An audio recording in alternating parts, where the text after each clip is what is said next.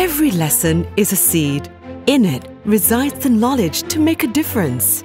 When nurtured, it blossoms into benefits for generations to come. Projek ini dapat memberi kesedaran kepada saya dan kawan-kawan saya kerana projek ini berasaskan alam sekitar.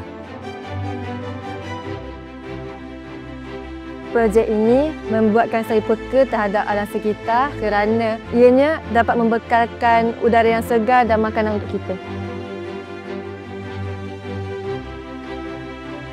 Together with teachers, students and the community, we are doing more than just preparing for a sustainable future.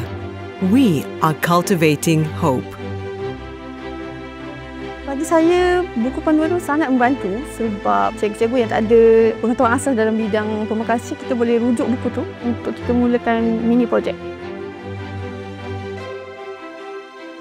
And by digging in with our bare hands, we are learning one of the most invaluable lessons of nature, that growth is best when it is done together. From mini to food forests, every tree planted is a positive step towards showing others the right way forward.